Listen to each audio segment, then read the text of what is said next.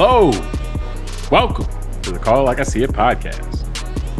I'm James Keys, and in this episode of Call It Like I See It, we're going to take a look at the expulsion of George Santos from the House of Representatives and consider the extent to which people tolerate or even embrace lying and liars in politics, and particularly in a situation like this where they clearly didn't.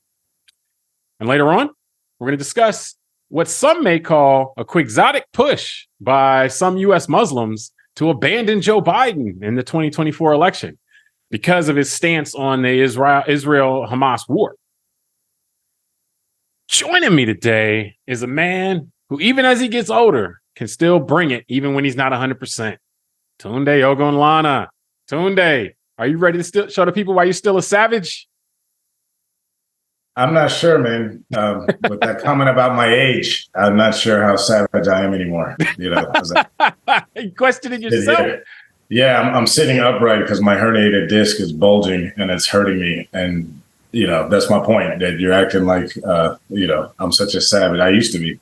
But I'm, as you mentioned my age, I'm a washed up version of myself. So. Oh, no. At least my brain works for the purpose of this show. There we go. Let's see what the audience thinks about that comment when this is over. Well, no, we're recording this on December 5th, 2023.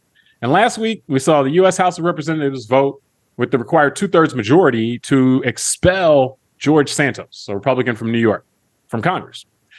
And this would seemingly indicate that even though the U.S. Congress is not a bastion for truth-telling, enough members believe that Santos went too far, perhaps, with his dishonesty. So, Tunde, to get us started, it seems like politicians lie all the time. You know, that's kind of just our general belief and take, most of us on the political system we have. So what is it about Santos here that in the Santos story, do you think went so far or that made this different that they actually kicked him out of the House of Representatives? It's a good question, man, because I think this is what makes this topic kind of fun. It's an interesting topic. It's a serious topic because none of us like liars, or at least most of us say we don't. I guess which is probably more accurate, unless we support their position. We'll get into that. Unless we like the lie. Yeah, exactly. I mean, there's an interesting truth to that, which is, we'll get into. But I think, just on this specific one, that's why it's kind of fun to poke around at what made this guy different compared to all the other lying we see in politicians, and why did they coalesce around getting this guy out versus other people that have lied and disrupted the narrative, on whatever side of the spectrum one feels that they're on. And so I just feel like, I think we'll discuss kind of what this guy was accused of and what the ethics committee found. I think some of that was just so egregious, like taking campaign money to pay for Botox and to pay for, OnlyFans. Yeah, OnlyFans. And the thing is, I think anyone who's paid attention to politics understands that money can go missing and find its ways and find itself in places it wasn't intended to be maybe originally. But I think it's like when the majority of the expenses were things like what I just mentioned. That's what I think made it a bit different. And then the lying from the beginning of what was uncovered about like his whole history of himself as a person was a lie. And I think that's just different, right? We're used to politicians lying about policy, an ideology issue, something they're lying about that can either it's bad news they're trying to avoid, or it's something that helped them get in the office that they're running for. But I think it's rare that we've seen a human being actually manufacture their whole existence. Number one. Number two, manufacture it to different groups of people. So yeah, continually remanufacture it. Yeah, he was Jewish to some people. He was black, partly black to others. He was a dog lover in some circles. Other circles, he was very religious. Some circles, he was gay. Some circles, he wasn't. So some circles, his mom died in 9/11. Good point. Other circles, some points she didn't. Yeah. So I think you combined all those ingredients into a big stew of lies, and it's amazing that even in this current era of American politics under this Congress, he was too much. Yeah. And that says a lot. Well, no, and we'll get into that because there's several things that at least an observer would say, okay, well, I'm surprised this didn't save him, like partisanship or something like that, and didn't save him or whatever.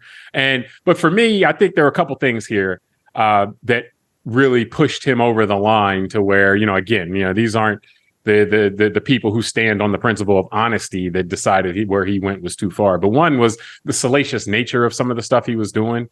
Like the Botox and OnlyFans are things that, there's not even like a appearance of any kind of propriety there. Like it's not like, I use the money to pay a company that I own to do some things that I wanted done. Like it's just like, no. I'm just taking this campaign money and dialing up going to OnlyFans and buying access to whatever, and so I think that the salacious nature of it really, I mean, the way we see shiny objects, we're fixated on shiny objects, and so that kind of put this in a different category. And then also, I think with Santos, and this kind of goes to what you were saying, but there's no redeeming aspect of his lies. Like he's not telling his lie. Like we're going to have some in the show notes talking about how when people tell lies, a lot of times, people who may be receptive to it are looking for some underlying moral principle that you're telling the lies in service of, or, something like that. And he just seems to lie, like it didn't seem like he was telling the lie so that he can do something and then he could lie to you and tell you he's doing these lies just so he can do this other bigger thing, even if he's not really doing it. Because, again, for those of us who kind of recognize the thing with lies, it's like, well, you can't trust the liar when the liar tells you why they're lying either. Like it's one of those things that, once the person establishes that they'll lie to other people, they will lie to you too. But his lies seemed, if you look at it in totality, it seems nonsensical. It's just like, well, he was just lying just to be lying. It wasn't like he was lying and saying, hey, we got to save America. And that's why my mom, was in, 9/11 and then she wasn't in 9/11. Like it wasn't some overriding thing. He just seemed to be almost like toying with us all. And I think from that standpoint, there was just, it's not to say that there are redeeming qualities of lies, but you couldn't even convince yourself of any kind of redeeming quality that these lies had. And so that left him on a difficult island in that sense. Yeah. And I think one of the things to look at, I watched actually a couple of documentaries about him, preparing for today. And, it's interesting how people leave a trail of behavior behind them. So they had gone back to even as someone as early as middle school that was friends with him and said that he had a very similar pattern of behavior back then. And this person was saying what probably seems obvious in most of these cases of people that behave this way, that he was insecure. He was bullied a lot in school and insecure about himself. So that she felt that he started making up these fantasies about his own life as a way to cope with that. Mm-hmm. And so in a sense, that's what I was realizing when I'm doing a deeper dive into some of this stuff is it's an actual tragedy when you think about why a person may have manifested this type of behavior of being kind of, I don't want to say ashamed of their past or who they are, because I don't know if that's his motivation. But he feels that there's a more interesting story to tell that's not his story. When his own story it appears that he is a Brazilian immigrant, the son of Brazilian immigrants.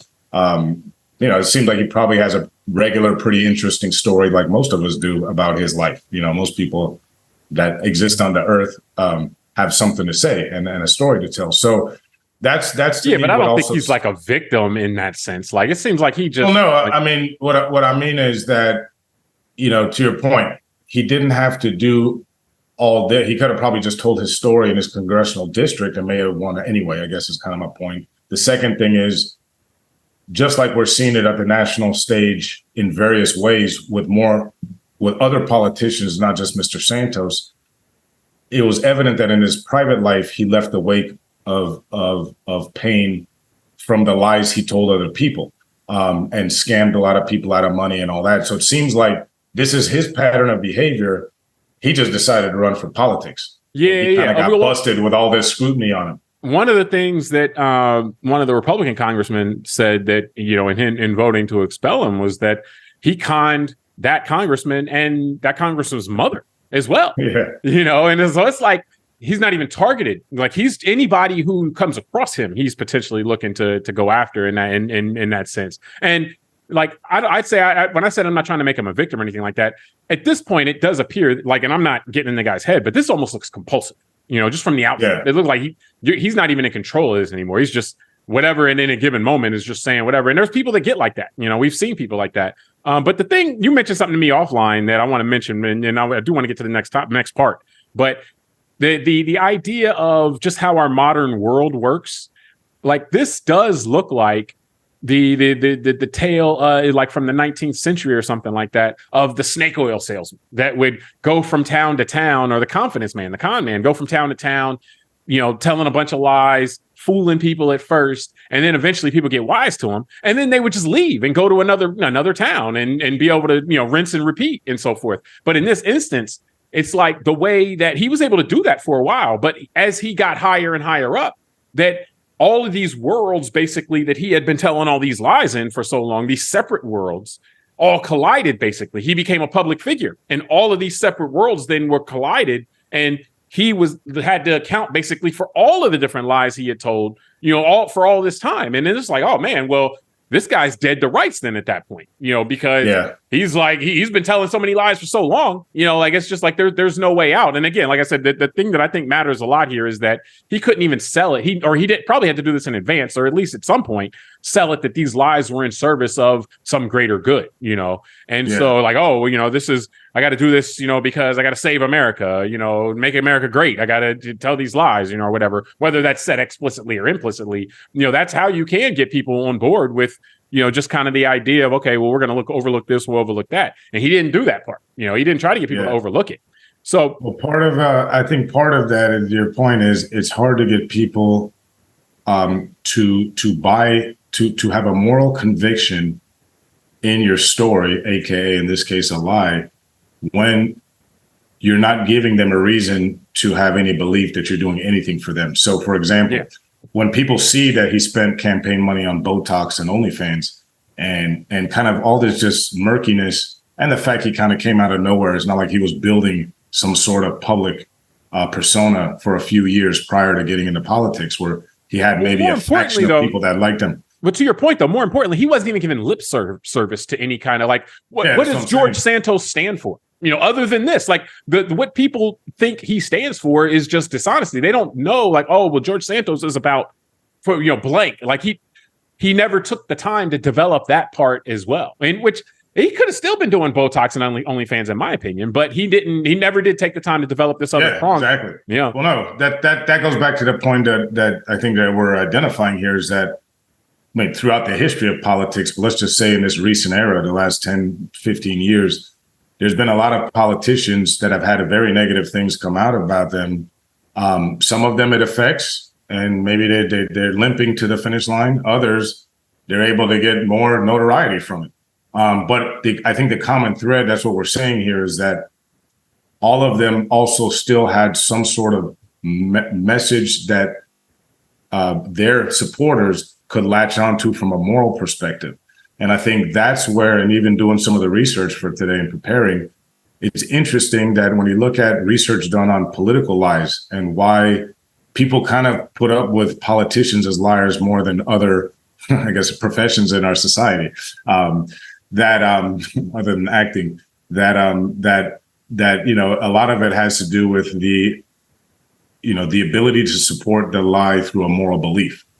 And kind of having, and that's not to say that we think that we agree with that. We're saying that's an observed psychological thing that happens, that where, like when people analyze this from a societal standpoint or just an individual standpoint, that when they say, well, why do people excuse lies from leaders, politicians? And that's one of the things that tends to come up, is when the lie is either something that the person wants to believe, or it's something that the person can see as in service of some greater morality that they subscribe to as well. Ends justify the means kind of thing. So, but before we get to that, because I do want to go back to the lies and politics overlap and so forth. But I do want to ask you, this is something that we've grown accustomed to, a very partisan society where very rarely does kind of the greater good or the greater overall take precedent over the partisan consideration. So to see that what happened here is actually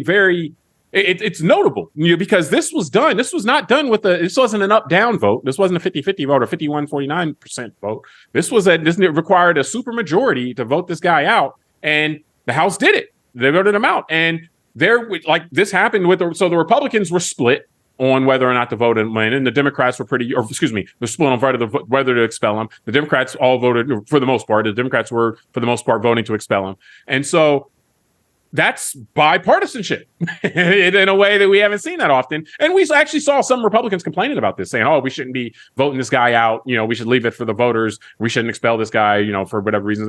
That's normal. The rhetoric we see is, from a partisanship standpoint. So, what stood out to you, or what did you take? What was notable to you, in fact, that this overcame kind of the standard, the entrenched partisanship that our current political system kind of exists in right now?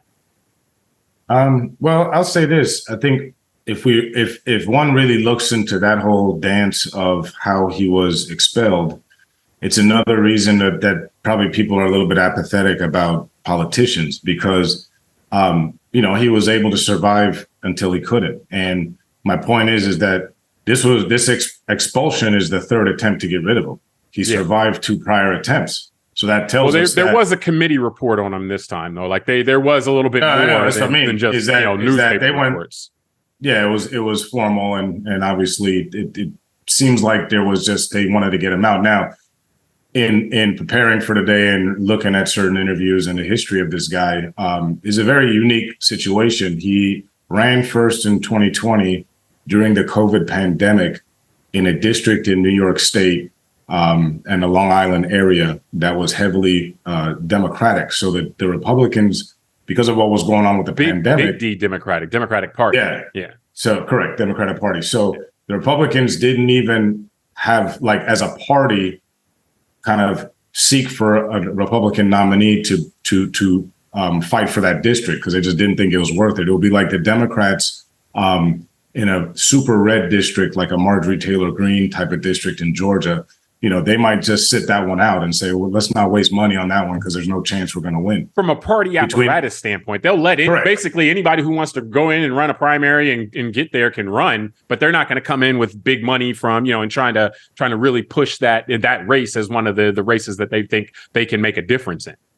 Correct. So what happened, this is one of those kind of just rare things where this guy slid through the cracks, where something happened between the 2020 and 2022 elections in New York, where they did redistricting, and Mr. Santos's district got gerrymandered.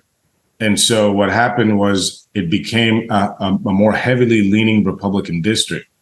And so he then put his hat back in the ring. And at the time, the Republican Party that ran that part of New York, the actual political apparatus, he was on the ballot before they found out about his initial campaign fraud and his lies in that time.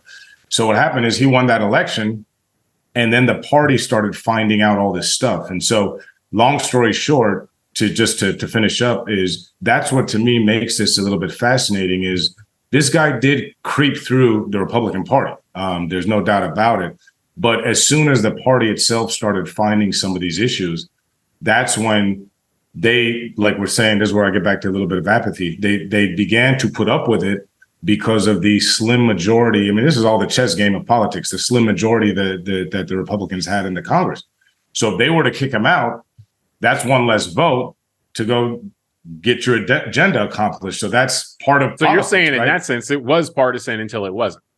Correct. Yeah, because what's the goal of any party that's in the majority is to keep their majority and to push through their own ideological stuff. So the Republican Party is no different. It's a political party. So in a sense, they want a little bit of both, right? Well, because I'm sure if they had a 40-seat majority, maybe they'd have got rid of them sooner. But when it's a 5-seat majority, every person on your side counts. And then on top of it, when you got a guy in there who knows he's only there because you need him there for a vote and that he's been caught lying, he's going to vote any way you want, right? To keep his job. Conceivably, yeah. So in a way, they kept him until they couldn't. Well, I mean, that's interesting. You show your own kind of disenchantment and apathy, when you go through that, because so many things that your assumption is that, hey, when you're in the majority, you should be doing ideological stuff. Not that you should be governing with your conscience. Well, or personally, I wouldn't say that's my assumption that I'm saying you should do it. I'm saying that's the way, that's the opposite, and how they behave. But this is how they behave. Yeah, so I'm saying, like, you're calling out what is, but that just calling it out, is just it goes to the thought of, man, this is very, like, this is something that is very, we accept now this idea that parties aren't behaving, aren't we're not going to expect them to behave in the best interest of the country. We just know they're going to behave in the best interest from a partisanship standpoint. But to me, the partisanship, like, I am surprised that this happened.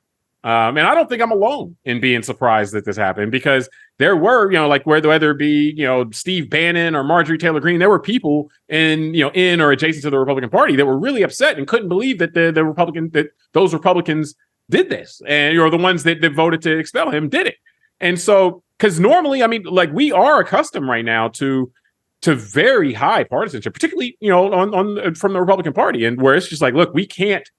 It doesn't matter if we know the quote unquote right thing to do or anything like that. We can't lose any partisan battles in the language that was used. And we'll have something in the show notes on stuff on the show notes on this as well, where Marjorie Taylor Greene's talking about, we're here to go after Democrats. We're not here to do things inside the party like that. And it's just like, wow, like that's the high level of partisanship that I've become accustomed to. And they're saying that out loud. So why this happened, I don't know. I do come back to the idea that, one, they can spare the vote. It's not great, but they can spare the vote for the majority.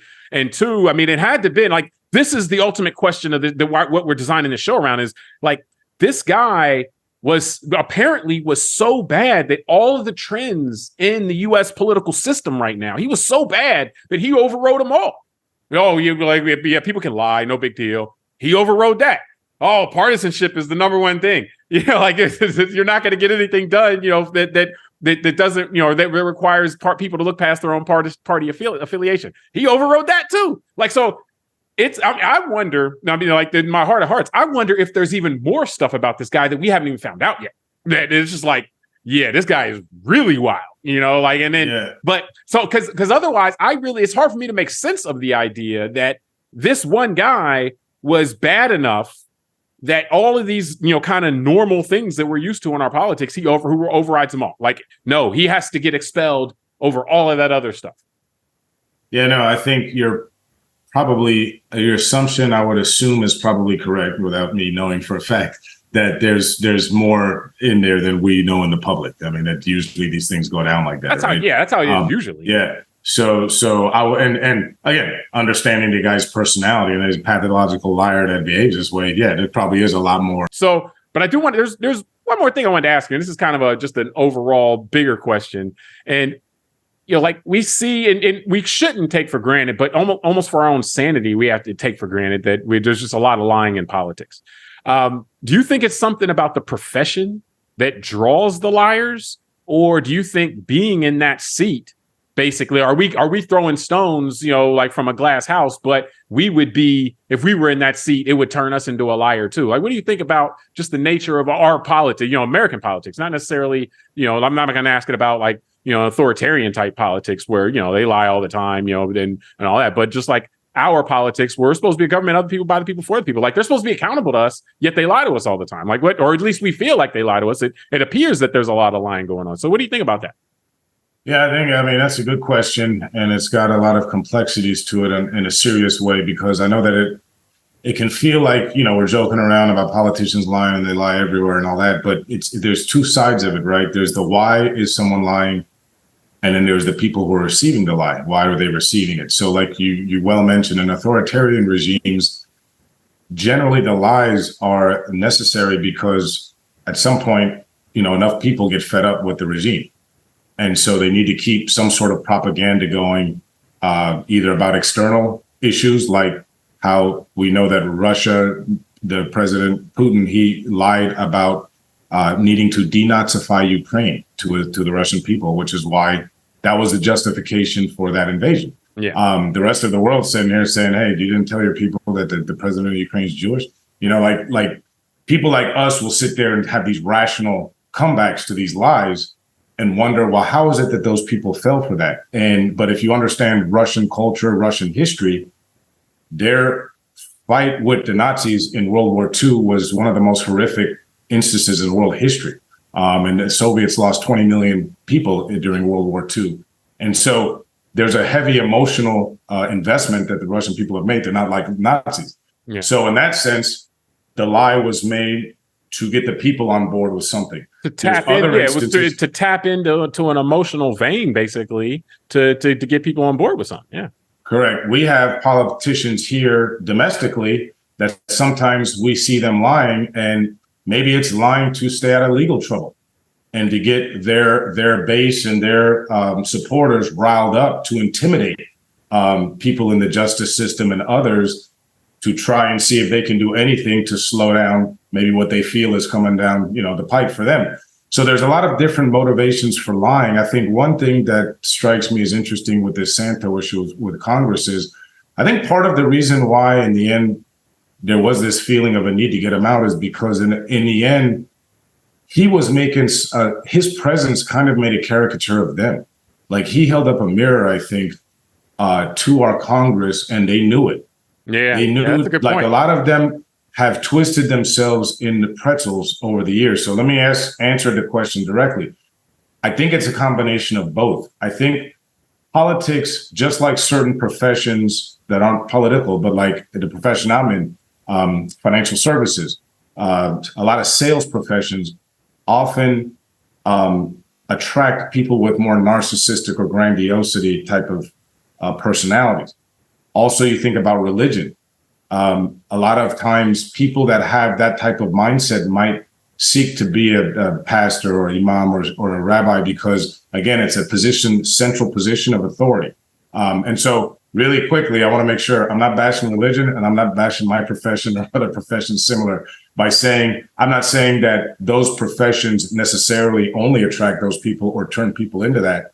I'm saying that those professions, because of the spotlight they can allow someone to have for themselves.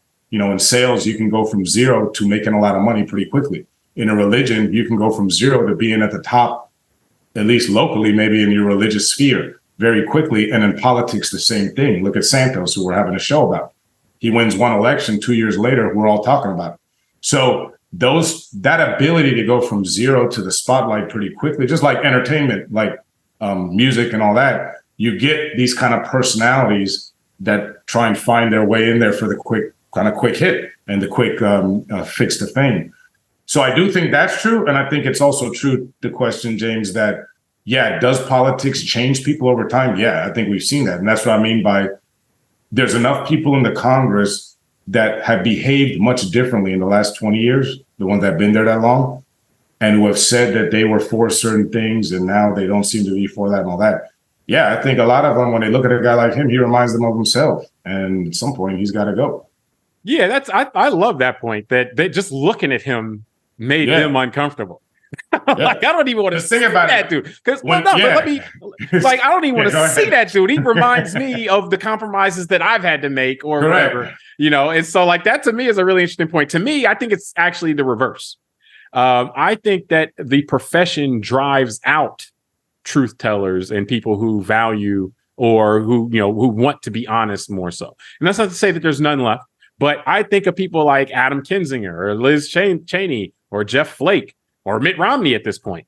And then many others, that's just some prominent examples recently that are just heading for the doors, and it's just like, look, man, this is not, at least our politics as it exists right now, at minimum, what I'm saying that right now, not saying our system inherently creates that, but our system in the media environment that we have and so forth now, it seems to, so if it seems like there's a lot of people who are comfortable with dishonesty, I think that's because the people who are less comfortable with dishonesty have the ecosystem that exists now is just not conducive for them to be successful, one that's comfortable for them to operate in. It's difficult. If your opponent's always lying and you have to make a choice to say, okay, either I'm going to lie also, or I'm going to try to tell the truth and try to talk rational to people, you're going to lose. You're going to one making the decision to talk rationally to people, you're going to lose most likely. So I think it pushes out people that in many respects, and I mean, there are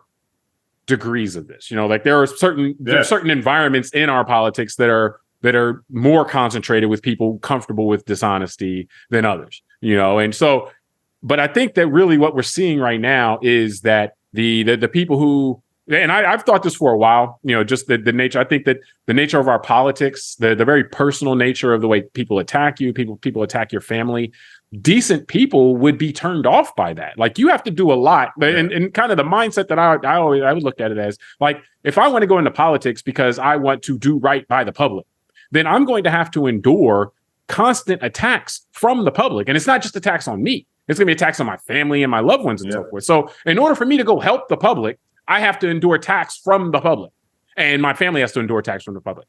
That's a difficult kind of deal to make. But if you're saying, hey, I'm going to go in, lie, cheat, and steal and enrich myself, enrich my family, it makes a lot of sense. Like, oh yeah, I'm going to steal from the system. And so therefore, yeah, I'm going to take arrows from the system, but who cares? The people are going to, throw arrows at me, but hey, I'm laughing all the way to the bank as they throw all those arrows, so to speak. So that rationally makes a lot more sense than going in, dealing with all those arrows just to try to help the people who are throwing the arrows at you and so forth. So I think that the nature of the politics, the nature of the media. You just gave me a reason to run for Congress. Was the wrong reason from my personal perspective. But no, I mean, I think we have to acknowledge that, though. I think we have to acknowledge that. But if I'm honest, and I just say I want to go make some money. Go talk bad about these people over here so that you vote for me. George Santos now is on Cameo talking about himself as like a former congressional icon. I know.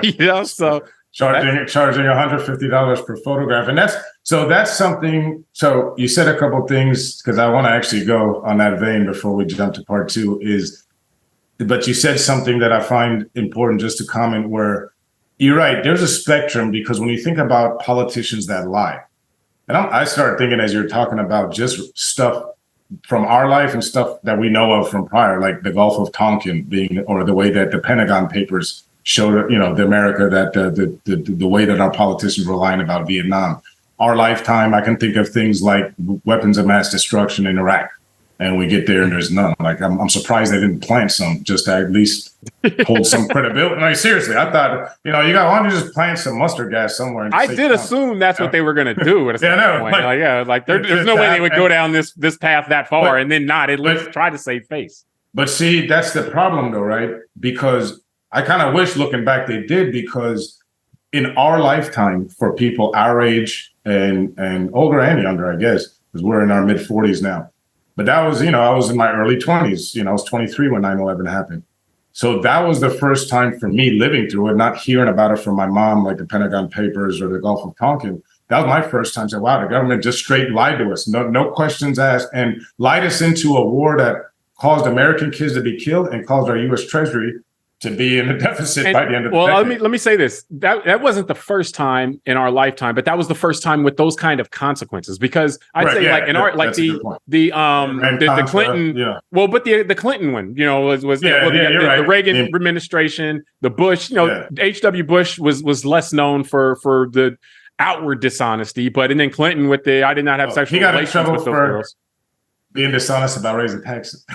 Before he said he wasn't going to do it, and that was a campaign promise. That was a benign one compared to some of the other stuff. Well, yeah, I mean it was, and then also there's dishonesty in terms of trying to finishing up the Iran-Contra cover-up, but that's less than. But that's where I'm kind of going. Let me say that just real add, because with Clinton, it's worthwhile to note that he was dishonest there, but it is different than the dishonesty we saw with the 9/11 stuff or the post 9/11 stuff with WMDs and so forth, because that was trivial relative to what we're talking about there, but it still isn't good for people to see their leaders caught in lies or telling lies that are like, man, because the Clinton thing is, what I was going to say is the Clinton thing isn't much different than some of the stuff Santos has committed is accused of is really bad, but some of the Clinton stuff is kind of trivial in that kind of sense, where it's just like, oh yeah, like the Clinton one is, I would say, similar to like the OnlyFans type of things, like, oh yeah, something like that, but it's still dishonesty. It's not good. It's not a good look, even though it's not something where people are dying. That's kind of my point, is saying there's a spectrum, right? Because when I think about that,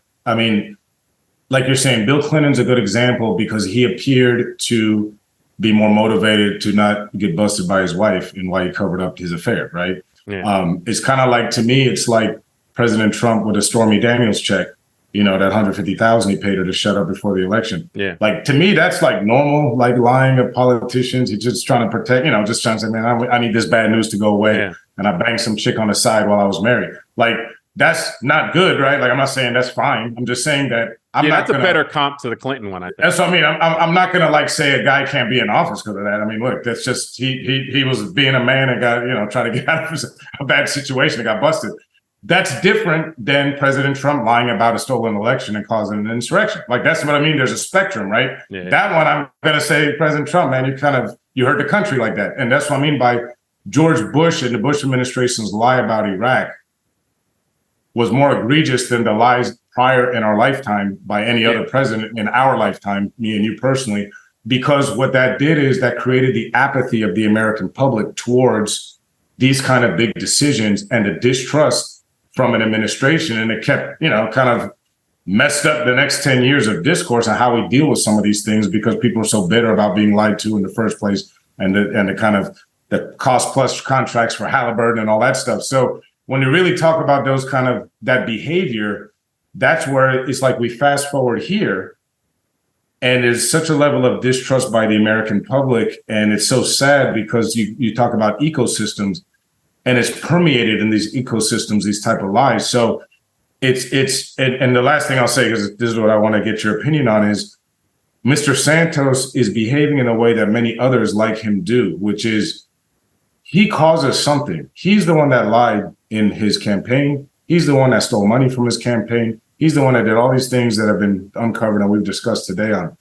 And yet what has he done ever since he's left is he's become the victim.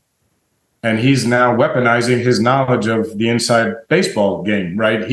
I've seen already this morning, because we were fresh off all this stuff, he's now named by name 4 Congress people that he's saying he's going to report to the ethics committee for various things that he says that they're doing wrong.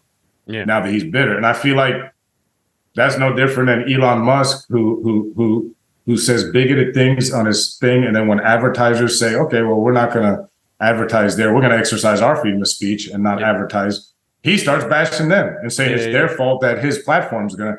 So it's like the same thing. Or Kanye last year when he starts running his mouth, and then when Adidas pulls and it proves my point that the Jews are running everything because they're pulling all my stuff. And it's like, well, no, your behavior is causing you to go down the spiral.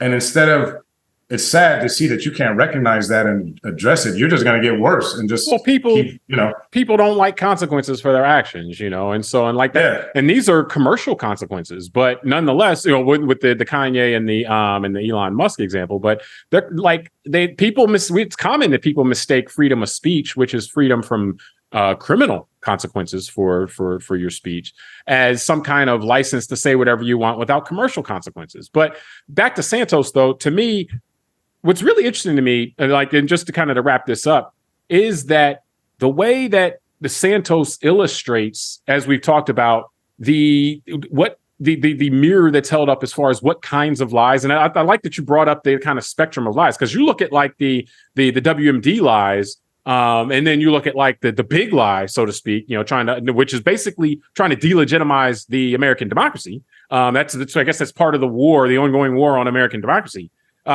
Like those type of lies those are different than even the Santos lies. Santos lies are, I think the volume of them is most notable. Like a lot of the things that he did, I believe that a lot of other people in his position have done, like individually, but he put them all together in one pot.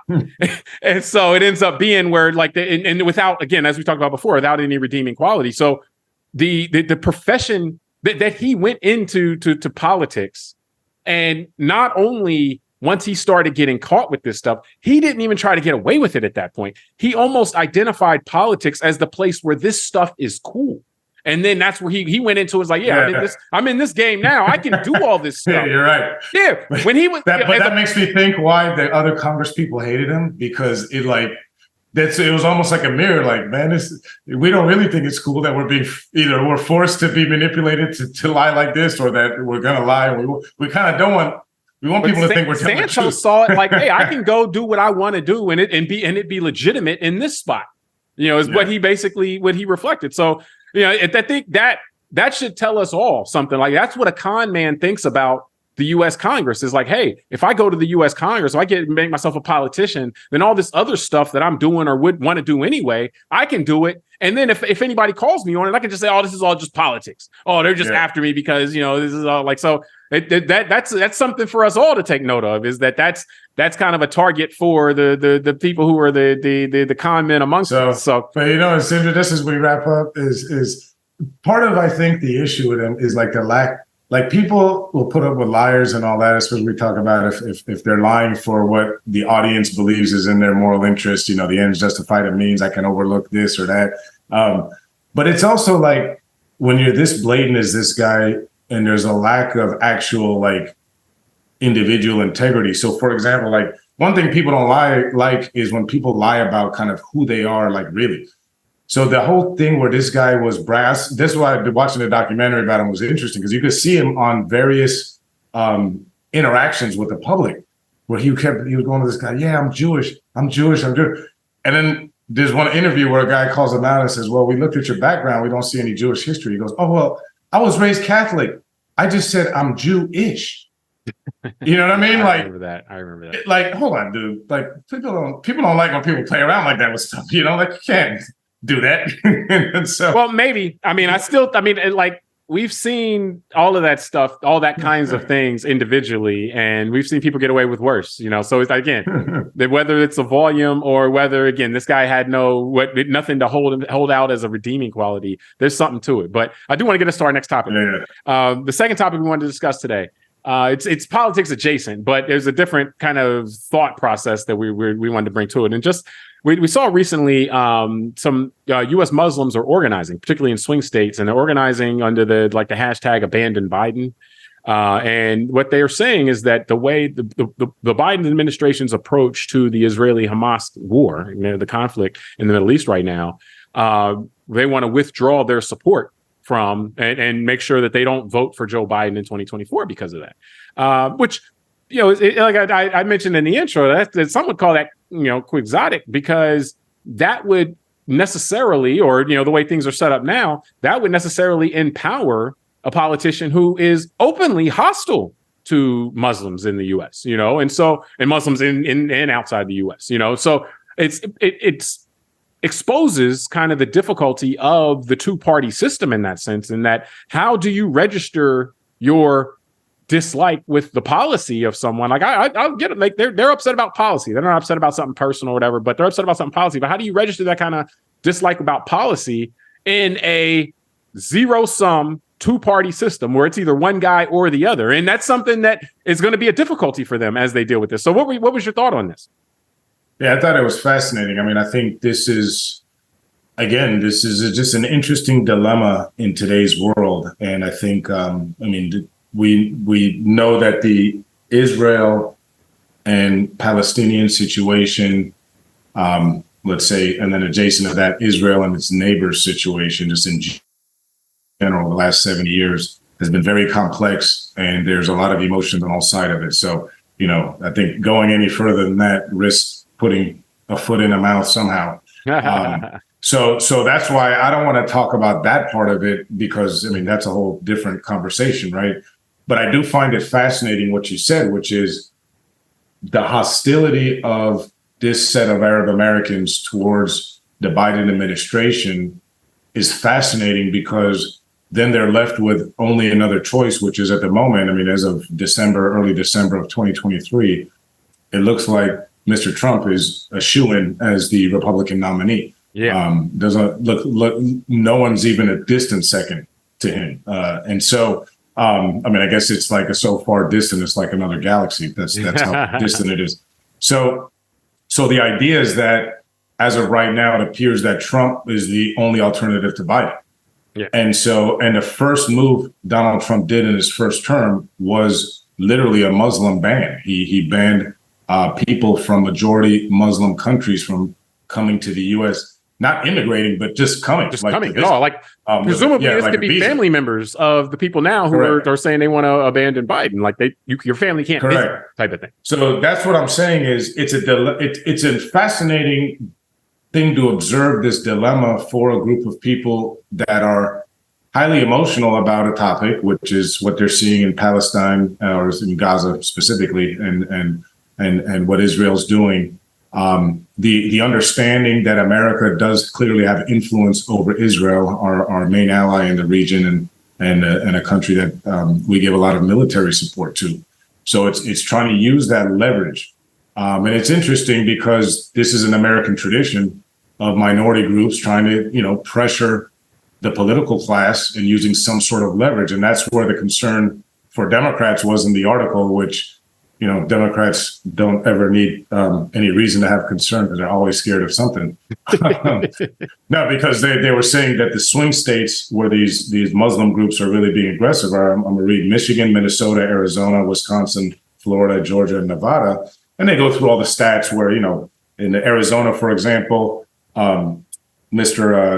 Biden won by 11,000 votes or so, and there's around 60,000 Arab Muslims in that state. So if he loses a big chunk of support, could swing a state like that if it's that close next time.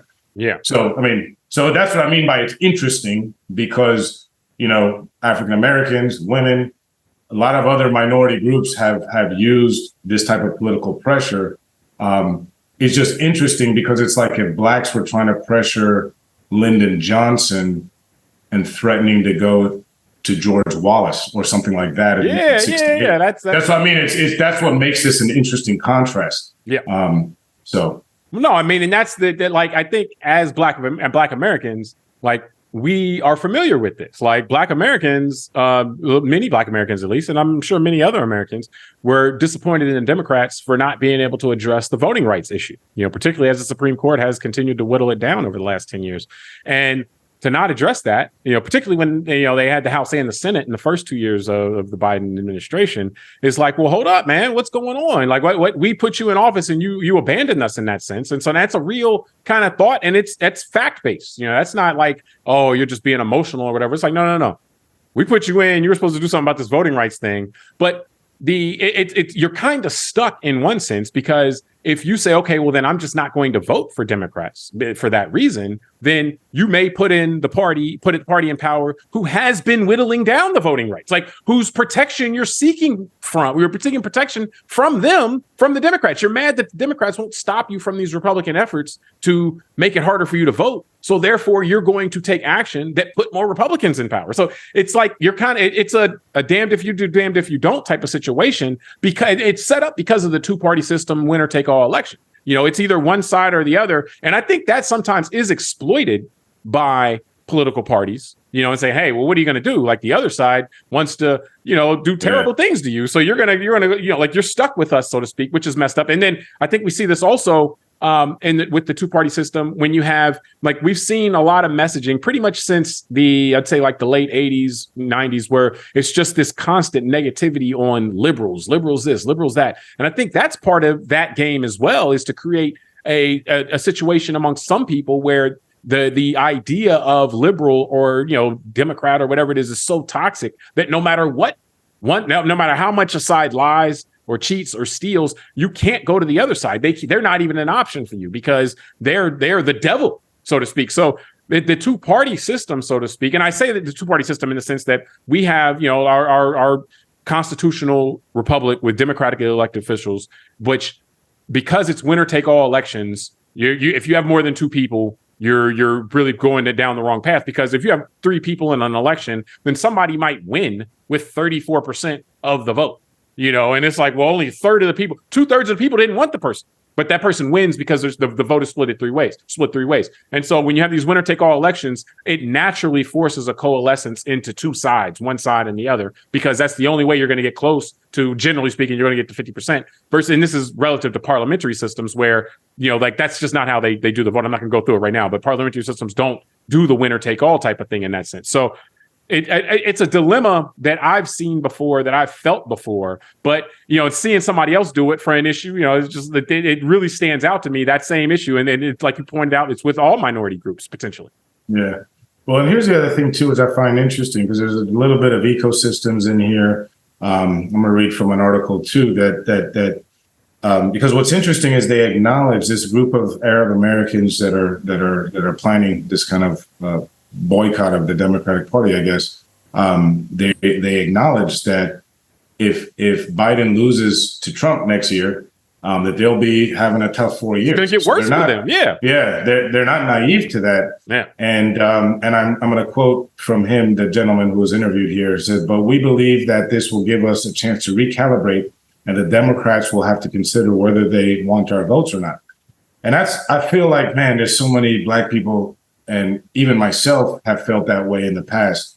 And that's one reason why I'm a registered independent. I don't want to give myself to either side. I want to be able to feel like I'm making a choice each time. And so, but the bottom line is what they talked about here in the stats was Muslim Americans make up about 3.4 million Americans right now, the total numbers. And that's how we forget about Indonesia. So they were saying it's Arabs, African Americans, obviously people from Africa that aren't Arab. And then a lot of Asians Americans are actually Muslim as well. So the Muslim coalition in the United States is diverse. And I thought about 3.4 million people is just over 1%. And then you think about how many people are under 18, how many people are too old that they don't vote. So the amount of people that are actually participating in active voting that are Muslim American is small enough, unfortunately, that either political party probably isn't going to stay up at night if they feel they're losing the demographic vote. And it goes back to, like we're saying, too, is that when I say ecosystems, I started thinking about, how is it that America is always at fault for someone else's issue? Like, I get it that Israel's our ally, and like I said, I do believe we have influence on them, and over time can probably get them to do a ceasefire and all that. But I feel like, I looked up, and the Saudis have killed more civilians in Yemen than Israel has so far, at least up to now, in Palestine or Gaza. And then we have things like what happened in Syria and the amount of civilians that the Russians killed.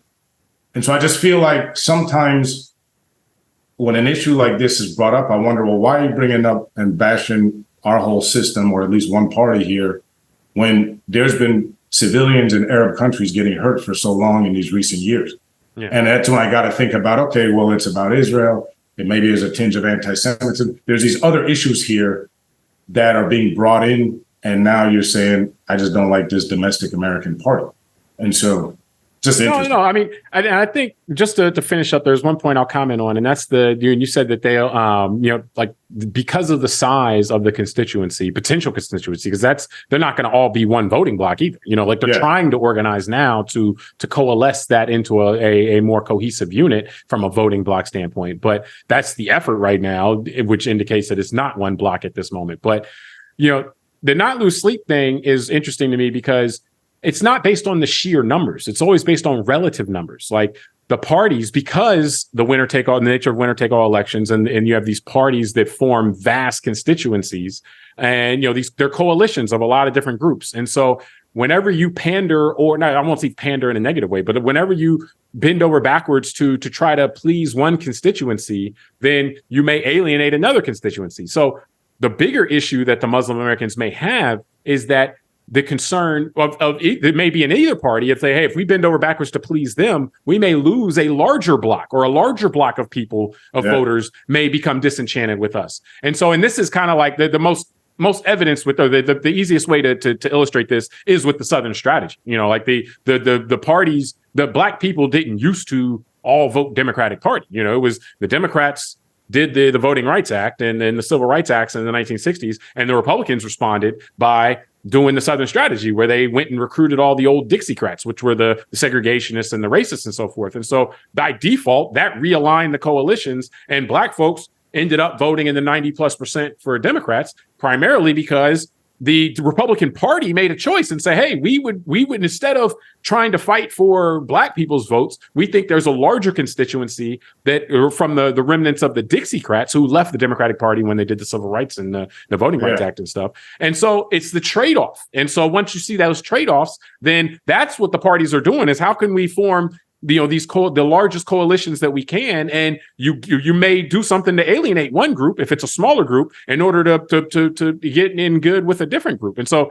it's a tough spot. Like I say this not to mock them or make fun of them. It's a tough spot. I can sympathize with their situation, but this would appear, and they acknowledge it, this would appear to worsen their prospects in the short term if they go down this path. But I mean, we're seeing, there's the coalitions that formed in the 60s, they're kind of starting to shake around now anyway, where it's not all the same, even though there still may be hostility towards one group or another group within the parties that will have to be reconciled with. So, and one of the things I want to just finish up, as you say some great things there, because, let's be honest, neither of us on this show right now are Arab American. We're not Muslim, and we're not Israeli. So we're not, we can observe that stuff from the outside. But when you're talking about, like, it's a good comparison that we say, here with the African American community, because, and there's a good example you made about the Voting Rights Act, even conversation that some Black Americans want to have about reparations. There's a lot of people that could be disgruntled with the Democratic Party for feeling like they haven't moved those issues either fast enough or whatever. But then I forwarded you an article yesterday that I saw that just, again, is something that I haven't seen in my lifetime until recently in a major political party. And here it says, Texas GOP Executive Committee rejects proposed ban on associating with Nazi sympathizers and Holocaust deniers. And it's like the same thing, right? So we may be unhappy with the Democratic Party, but then I look over what the Republican Party is allowing to go on in this recent, not my whole life, but it seems like the last decade, they're letting a lot of that old Dixiecrat stuff kind of come back in. So it's like, okay, so what is my choice? Especially as an entrepreneur and a business guy, I like lower taxes. I like what the Republicans are talking about. But when a major state, its whole Republican Party apparatus says that we're not going to tell our members that they can no longer participate in white supremacist and neo-Nazi groups because that's now too high of a bar for our membership. Again, someone like me, I got to say, what am I doing?